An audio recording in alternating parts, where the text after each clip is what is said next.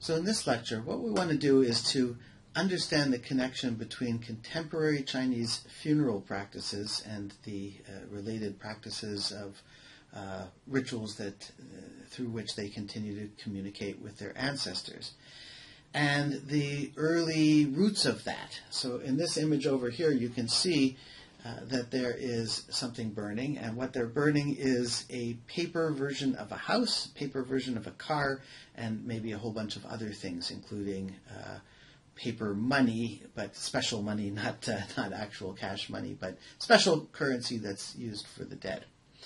So that's the current practice, and we want to try and understand how did we end up there. And in this case, we want to go all the way back to not the very earliest part of Chinese civilization, but approximately 3,500 to 3,000 years ago, so quite old. And the reason we're going back to this period, it's called the Shang Dynasty, is that during that period we have these oracle bones. It's a kind of divination that they were using in this period. And they would call out to their ancestors and ask them questions. For example, they might want to know something about why it hasn't rained. So they might say, it's going to rain next Wednesday. It's not going to rain next Wednesday. And that would be the charge that they call out.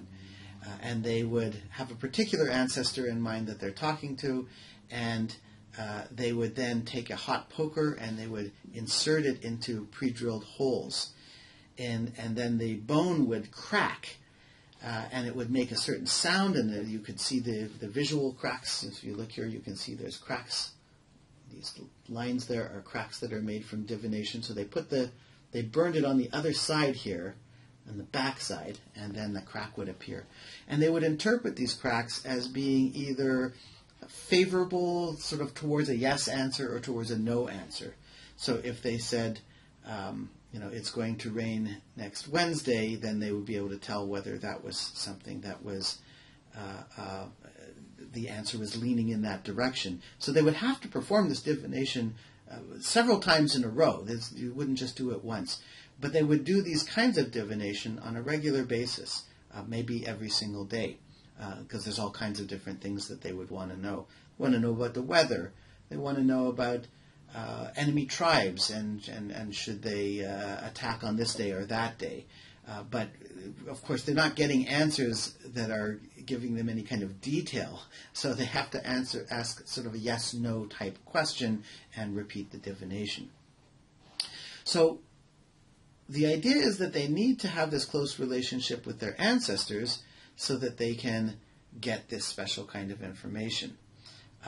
But not all ancestors, not everybody who dies is going to survive in some easily discernible form in the next life. And the way to try and ensure that your ancestors do, and in the early Shang belief, that they felt that they were they had kind of a lock on this, that because they were the royal family that they were able to do this, but that other people perhaps weren't.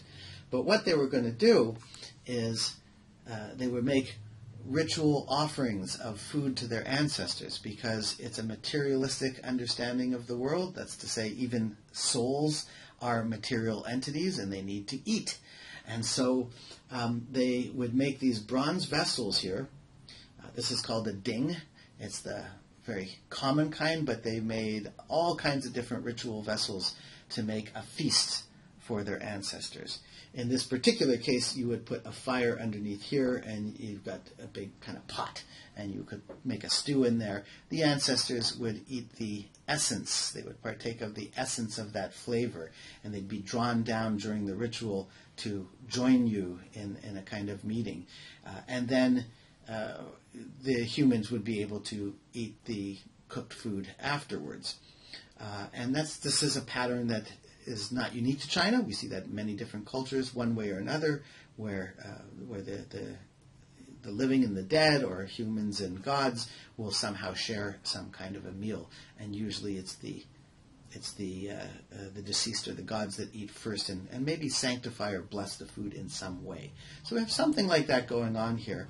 And this is very important in the Chinese tradition, that this technology of bronze making, the Chinese bronzes from this period are regarded as some of the finest the world has ever produced, period. Contemporary bronzes too. They knew what they were doing with this technology, and they were using it first and foremost for this kind of religious cult of connecting with their ancestors, rather than just using them for, say, weapons, farming implements, other things that you could use bronze for. But primarily they were interested in making massive amounts of bronze ritual vessels to communicate with ancestors. And this is why. The Pantheon looks something like this. You can see at the bottom you have the common people, and then you have some tribal leaders and the Shang nobility, the particular group that's in charge more or less in this period. And at the top you have a king. Right? So the king is at the top of that society, but you have a pyramid structure of power.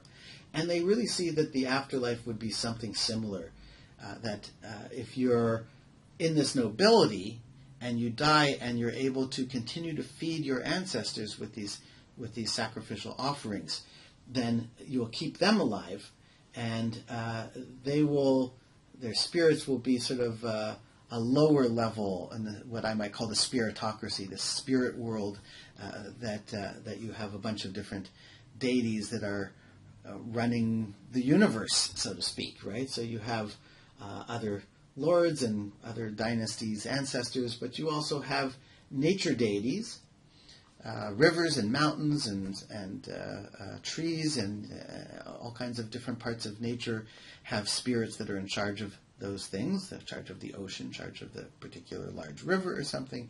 And then at the top you have Di or Shangdi, that kind of high god who's kind of too remote to address directly. So the idea is the king here at the top of society has a close relationship with his own ancestors, and his own ancestors have some connection to these higher-ups. And so by holding a feast for your ancestors, they can then invite some of the higher-ups, and everybody's happy when they're full, and then you could, when they have a good disposition towards you, they're more likely to be able to give you helpful information. And so that's the basic idea. In this last video, you can watch this if you're interested in learning a little bit more. This is about a particular tomb from Fu Hao, a figure that we had read about in the oracle bones and in the Chinese histories. And her tomb, when we discovered it, is really important because it is the best preserved tomb. Other tombs may have been looted, or the integrity of the tomb was breached somehow, and water got in and things got damaged. And so, if you watch the video, you can see a little bit of what's inside.